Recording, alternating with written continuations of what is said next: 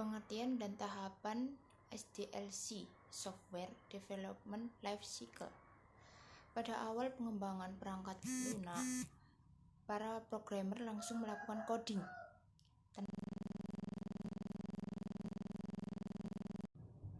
tanpa mengikuti prosedur dan tahapan pengembangan perangkat lunak. Maka dari itu, sering ditemui masalah saat pengembangan sistem yang lebih besar.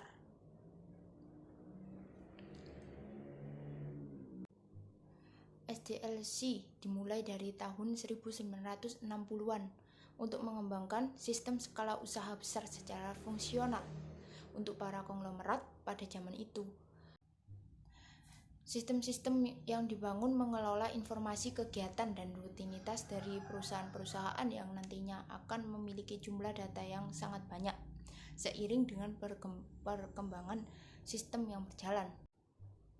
SDLC atau Software Development Life Cycle atau sering disebut juga System Development Life Cycle adalah proses mengembangkan atau mengubah suatu sistem perangkat lunak yang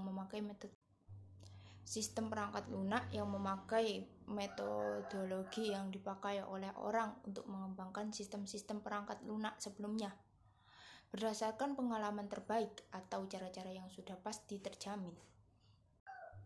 Seperti halnya proses perubahan pada seseorang. Untuk menjadi orang yang sukses, maka dibutuhkan beberapa tahap untuk dilalui. Sama halnya dengan membuat perangkat lunak, memiliki proses yang dilalui.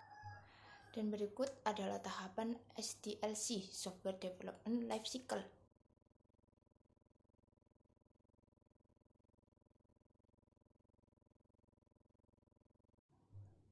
1.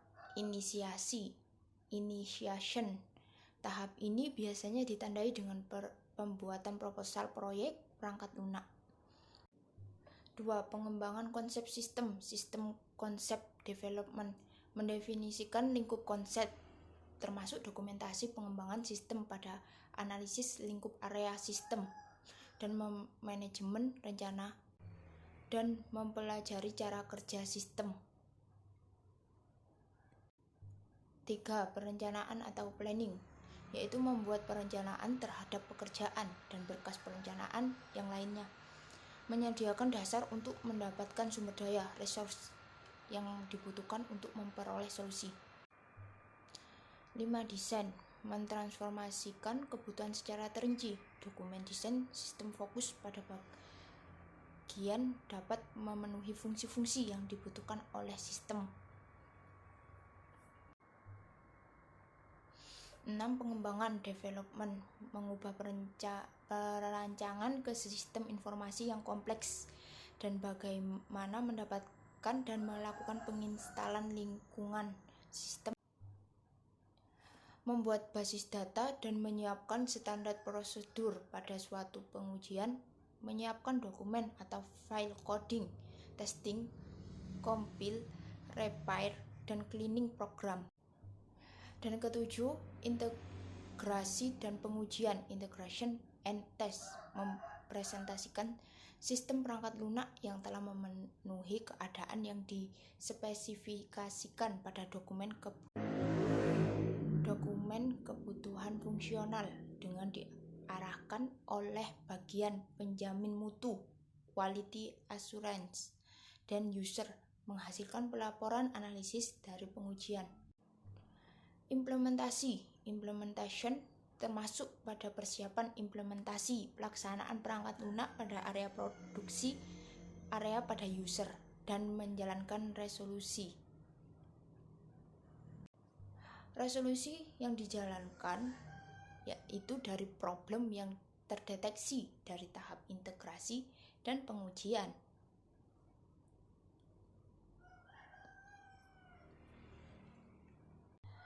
9. Operasi dan pemeliharaan, operation and maintenance, menjelaskan tentang pekerjaan untuk menjalankan dan memanage sistem informasi pada area produksi, termasuk implementasi akhir dan masuk pada proses peninjauan.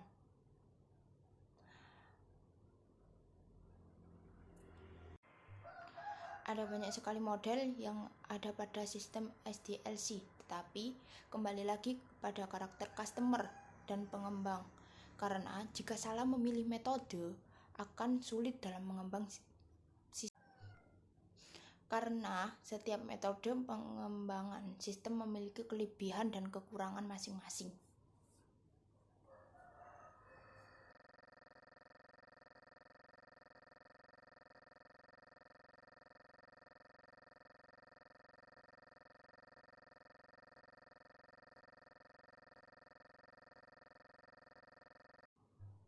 Masuk pada manajemen proyek atau PMI adalah ilmu dan seni yang berkaitan dengan memimpin dan mengkoordinir sumber daya yang terdiri dari manusia dan material dengan menggunakan teknik pengelolaan modern untuk mencapai sasaran dan yang telah ditentukan, yaitu lingkup, mutu, jadwal, biaya, serta memenuhi keinginan para stakeholder. Contoh beberapa stakeholder proyek. 1. Sponsor merupakan pihak yang memiliki proyek yang umumnya diwakili oleh manajemen perusahaan. Yang kedua adalah tim proyek, merupakan pihak yang melaksanakan proyek baik dari sisi pemberi kerja maupun penerima kerja, termasuk konsultan dari segala tingkat. Dan selanjutnya ada pengguna, merupakan pihak yang membeli, menggunakan atau memanfaatkan hasil dari suatu proyek. Dan ada juga pemasok dan subkontraktor, merupakan pihak yang memiliki kepentingan bisnis untuk memasok barang dan jasa selama pelaksanaan proyek. Dan ada rekan bisnis, merupakan pihak yang memiliki kepentingan bisnis apabila proyek tersebut telah selesai. Institusi keuangan merupakan pihak yang mendanai.